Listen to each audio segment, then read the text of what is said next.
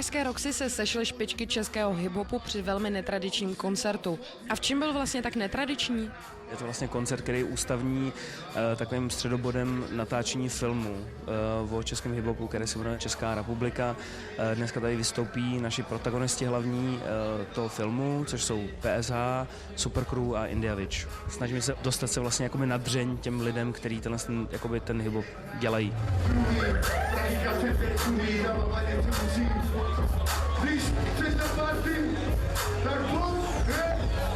A protože jsem hodná redaktorka, dala jsem fanouškům prostřednictvím kamery možnost zeptat se svých hvězd na cokoliv. A mě by zajímalo, co by dělali jako v normálním životě, kdyby nerepovali. My se živíme tímhle, jakože zábavy jsou různý, ale já prodávám kelímky. Živíme se prostě muzikou. Živím se normálně tím, čím se živí každý rapper. To je ve dne v noci ulice, rozumíš? Pak pozdějš a pak rovnou jsme místí svojí zrobřivění zrovnanou. Jsme nikdy víc jak z televize blbádenou. Posílám všechny babu, který musel vykrát text. Jsem z toho expert, dá mi to hlavně víc jak na text. Co dělali v tuhle dobu před 3 lety? To si pamatuju naprosto přesně. Jsem byl na dovolení se svojí mámou. Nejspíš jsem se někde flákal.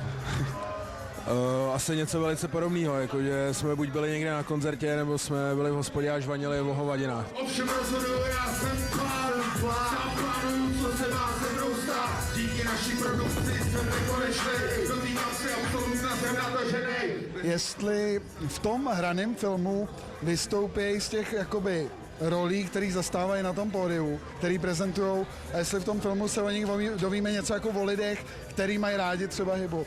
Podle mě ten film, jakoby, jestli čekají lidi, že to bude čtení z rodinného alba, tak to asi ne. Jsme místí svojí zrobřivění zrovnanou. Jsme nikdy víc jak z televize blbádenou. Posílám všechny babu, který musel vykrát text. Jsem z toho expert, dá mi to hlavně víc jak na text. Track Rock Boys, Laforelka, Minerva, Vinohrady, Liben, Číško, Pětová Zblá. Zeptala bych se Andrého, proč nepíše jenom ty přirovnání a tak.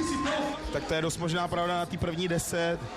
To bylo třeba o trošku jiných věcech a podle mě je lepší jakoby používat přirovnání nebo slovo přirovnání v tom slova smyslu víc než přirození. Tak já bych se chtěl zeptat Viče, v kolik bude spát a v kolik bude stávat. Většinou se Vič budí v čase, kdy ty chodíš spát. Tvoje slova hnijou, jsem smrdí na tuhle show. Hip-hop je barák, shit, kouří ty. Pro všichni jsou děvky prodejní. Raz, dva, tři, pět, postoj, kvalita. Co k tomuhle dodat víc? Prostě za rok se podívejte do kin a uvidíte tam tohle.